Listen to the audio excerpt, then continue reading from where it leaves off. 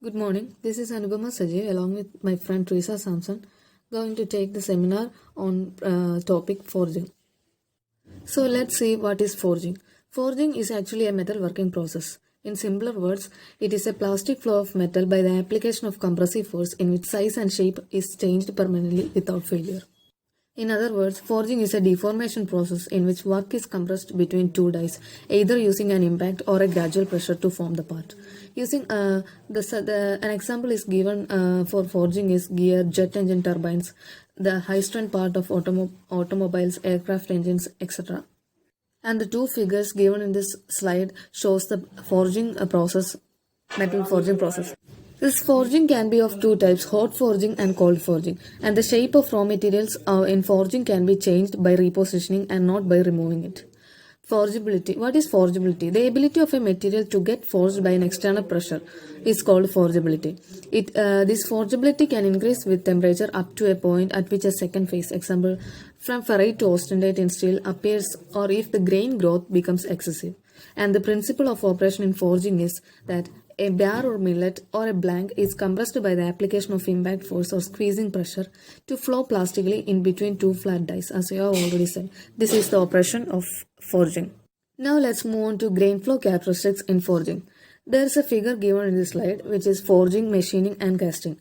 In forging, the figure shows an uninterrupted and multi-directional flow which has maximum strength. In machining, it is a broken grain flow with poor strength at critical section, and in casting there is no grain flow, that is the properties are uncertain.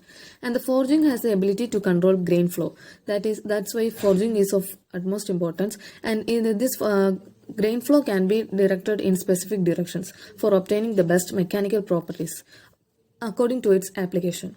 This direction of impact or squeezing pressure is important in forging to control the direction of grain flow. That is, we are discussing why grain flow is important in forging. This grain flow improves impact and fatigue resistance, making forged components less likely to fracture or crack when it is using. These components have better ductility that enables them to undergo physical changes due to their shape without breaking apart. That is why grain flow characteristics are important in forging. Now we will move to different forging operations. The first operation is upsetting, then we are moving to edging, fullering, drawing, sagging, piercing, punching and bending. The figures for upsetting operation is given by stepwise, that is step 1, step 2 and step 3 in the figure. That is, in upsetting, the thickness of the work reduces and the length increases in short. In upsetting operation, the operation applied to increase the cross-sectional area of stock over the length extension. The offsetting force is used in direction parallel to the long axis to achieve the length. An example for this is the development of bolt head. And the next type of operation is the edging operation, and the figure is shown in the slide. That is, in edging, the end of the bar are shaped to requirements using edging dies. This forging operation is performed by striking or forcing the metal plate to desired shape. This workpiece is forged between two die edges, that is shown in the figure. And the next type of forging operation is fullering. In fullering operation, the cross-sectional area of the work reduces as the metal flow outwards away from the center. The figure is shown in the slide. And in forging operation, this is placed the bottom fuller into an angle hole with hot metal, and the top filler is then placed on the top of metal. Force is applied through the top filler with the help of a sledgehammer, and this is how fullering is done. And the next type of operation is drawing operation. The figure of drawing, swagging and piercing is shown in the slides. And in drawing operation, the cross-sectional area of the work is reduced with corresponding increase in length using convex dies. That is, to increase the metal length is called drawing out. It is shown in the figure, and the metal is heated at a temperature between 2 and the hammer is struck at the beak of the anvil. Fuller is also used for this purpose, and this is how drawing operation is done. Next is swagging operation. The swagging operation is done to decrease and complete the work for the desired shape and size, usually either round or hexagonal. In this operation, the top and bottom pairs are added for small jobs where swag block can be used for larger jobs. That is, the cross-sectional area of the bar is reduced using concave dies in simple words. Next operation is piercing. In piercing, the metal flows around the die cavity as moving die pierces the metal. The next one is punching operation. The figure of punching operation is given, and this punching operation is a cutting operation which is in which a required hole is produced using a punching die. In this, a hole is produced using a punching die, and the first job is to place the punch hole on the anvil or a nut, and the hole is made with punch or holes already made by drift or enlarge. And the last process is bending. In this, the metal is bent around a die or anvil. Next, we will move on to the classification of forging process. There are mainly two types of classification process, which are based on temperature of the workpiece and based on the arrangement of dies. Classification based on temperature of the workpiece is classified into hot forging and cold forging. In between this hot forging and cold forging, hot forging is mostly used or widely used. Now let's see what is hot forging. Hot forging is carried out at a temperature above the recrystallization temperature of the metal. That is, it can be defined as a metal shaping process in which a malleable metal part known as a billet or workpiece is worked to a predetermined shape by one or more processes such as hammering, upsetting, pressing and so forth, where the workpiece is heated up to 75% of its melting temperature. And this is called hot forging. Now let's see what is cold forging. Cold forging is carried out at a temperature below the recrystallization temperature of the metal. That is, it is also called cold forming, where the forging or cold forging, which is a process that takes place near the room temperature rather than at high temperature like hot forging. It is done by placing the workpiece in between two dies and pounding the dies until the metal assumes their shape. And this is how cold forging is done. The next classification is based on arrangement of dies, and in this we are saying open die forging and closed die forging. Now let's see what is open die forging. The figure of open die forging is given in the slide. And what is open die forging? The flat dies of simple shape are used for open die forging. That is, this process is known as flat die. It's also known as flat die forging. That is, a solid workpiece is placed between two flat faces dies. The deformation of the workpiece takes place in between two flat face dies. It reduces their height by compressing it, and the open die forging is used to produce relatively simple forging due to their constant volume, reduction in height, increase in diameter of the forged part, etc. And the features of the open die forging are repeated impact blows are given, less dimensional accuracy, dies are simple and less expensive, analyzation can be very easily, and it is one of the simplest form of all forging operations. Also, it requires more skills of the operator. In actual working condition, the part gets developed in barrel shape, and in open die forging, complex shape with great accuracy can be achieved in forging. Now let's see what is closed die forging. In closed die forging, the workpiece is deformed between two dies with impressions or cavities of the desired final shape on them. It is also known as impression die forging. The closed die forging, and this consists of a specially prepared die to manufacture the forged parts in large quantities.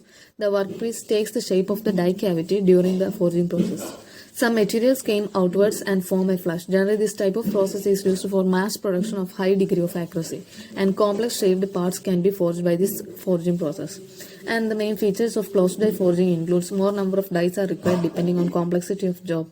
Two die house close in and work is done. High dimensional accuracy is suitable for complex shapes. Dies are complex and it is more expensive. Now let's see about the forging die materials, or what are the die materials that we are using in forging process. The materials or main materials used for this die materials are tool steel, die steel, high carbon alloy steel, etc. And the properties of this forging die materials are thermal shock and fatigue resistance. This is very important, and high temperature strength, so that wear and tear can be avoided, or wear resistance, toughness, ductility, hardenability, dimensional stability during hardening and machining process. These are the important properties of die materials used for forging. Only if these properties are attained can a metal be used in forging process. Here, the forging classification is based on the direction of applied force. First one is drawing out. Metals get elongated with the reduction of cross-sectional area. Here the force is applied in perpendicular to the length of axis. Drawing out is exactly what it sounds like. You are drawing the metal out of itself, making it longer and thinner. It is important to remember that hot iron moves in the same way as a stiff clay moves. The second one is upsetting. Upset forging involves locally heating a metal bar and then, while holding it firmly with special tooling, applying pressure to the end of the bar in the direction of its axis and then to deform it. The process allows the production of long parts with a forged end. Here they increasing the cross section at the expense of length. Force is applied in parallel to the length axis. Then the next classification is based on the application of force. First one is impact forging. Impact forging is essentially hammer forging in which both dies are moved horizontally, converging on the workpiece. Then forged hammer is used to apply an impact load. The second one in the classification based on application of force is press forging. It is a method of forming a piece of metal into a specific shape by applying gradual pressure on a shaped die holding the metal. In closed die press forging, the metal is completely enclosed in a die and the pressure is applied on the die. Here the forged press is used to apply gradual pressure. Then the next classification is based on equipment or machine used to apply force.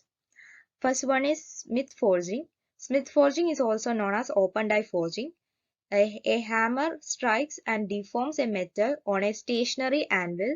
In this type of forging, the metal is never completely confined in the dies, allowing it to flow except for the areas where it is in contact with the dies. Here the impact force is given by manual or power hammer, where workpiece is kept between two flat dies.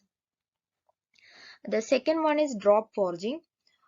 Drop forging is a process that uses a pair of impression dies and a heavy hammer to form and compress metal bars or billets into complex shapes. The impression or die cavity is the desired shape of the final forging. The equipment used in the drop forging process is known as a power or drop hammer. Workpiece is given a series of blows in between closed impression dies. Material is heated to the required temperature and then placed into a lower forging die in its plain or preformed condition. The material is then hammered until it completely fills the die cavity. The process can also be called impression die forging. The third one is press forging. Here the keeping the work in closed impression dies by the application of continuous squeezing force supplied through a hydraulic press. The main advantages of press forging are the compression rate of the workpiece can be controlled. Then it's more economical for high volume productions. Any size and shape can be created, requires less draft and produces lesser scrap. The fourth one is machine forging or upset forging. Um, the material is only upset to get the desired shape. Force is applied parallel to the length of billet to increase diameter. The drop and press forging are also done by machines, but historically only upset forging is referred as machine forging. Machine forging is done on horizontal forging machines. Then coming to the forging equipments, these are classified based on the principle of operation. First one is forging hammer.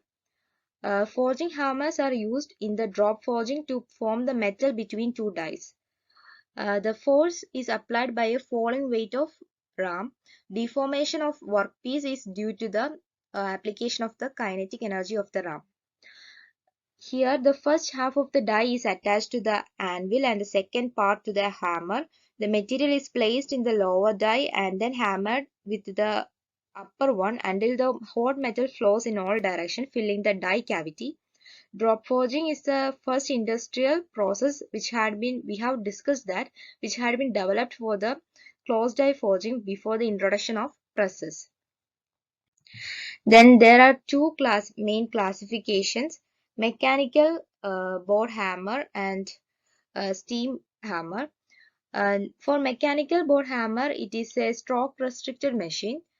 The board or weight is raised by rolls and is dropped on the die. Its rating is in terms of the weight of the the weight of the ram and energy delivered. Then steam hammer or power hammer. Its range is in between 5 kilonewton to 200 kilonewton. It uses steam in a piston and cylinder arrangement. Then and it consists of an anvil, reciprocating ram holding a hammerhead or die.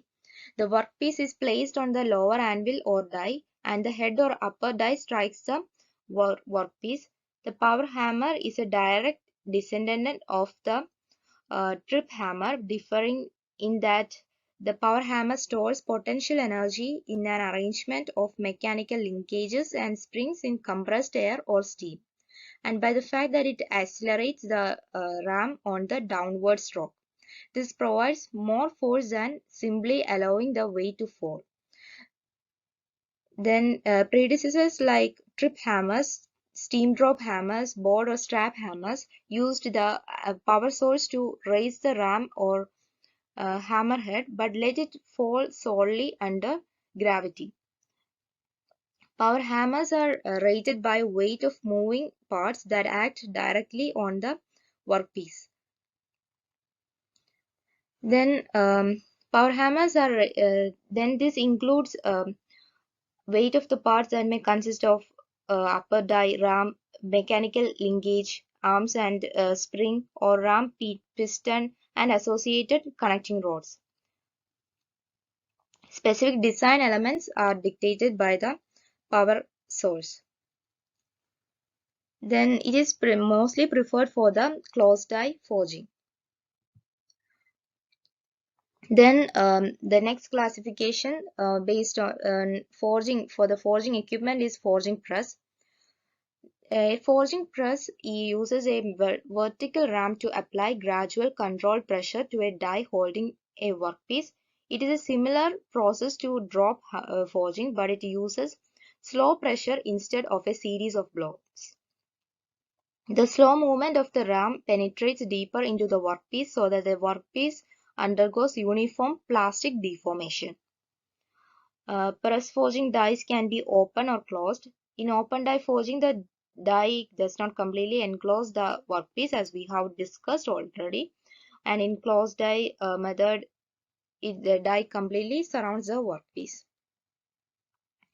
A forging press applies force using hydraulic or mechanical force. Then next to forging press is again classified as mechanical press and hydraulic press. For the mechanical press, the mechanical force is produced by a flywheel that stores energy which is used to move a ram attached to a crank mechanism. It can apply up to 12,000 tons of pressure. Then for mechanical press, it utilizes its load capacity between 300 to 12,000 tons. Then it's generally stroke restricted machines. Then for hydraulic press, it's also a load restricted machine. It has more of squeezing action than hammering action. Hence dies can be smaller and have longer life than with a hammer. Then for hydraulic forging presses, it creates the force through hydraulic pressure from a fluid using Pascal's law. A small amount of force is applied to the fluid, which moves a larger amount of fluid to create the force that moves the ram to shape the workpiece. They operate slower than other forging presses and have longer contact with the workpiece. Open dies are the normal type used with the hydraulic die forging. The hydraulic die forging process is ideal for isothermal forging because of its very slow squeezing speed. Hydraulic forging presses are rated at 50,000 tons with dies that are 12 feet by 32 feet. Then we can discuss about the advantages and disadvantages of forging. Discussing on advantages of forging, it has better mechanical properties. Its products are strong. It is more reliable. It has less cost. Then its response to better to heat treatment. Then forging offers more consistent and better metallurgical properties, greater resistance to impact and fatigue loads, then reduction in wastages and cost, then high production rate. It is also used to make a variety of shapes. Its design is flexible. Then talking about the disadvantages of forging, then tooling and handling cost is somewhat high, limited to simple shapes. Forging cost is more than casting cost. Then it's difficult to perform secondary operation in hot forging. Very high man and material safety procedures need to be followed. These are the references that we have taken. Thank you.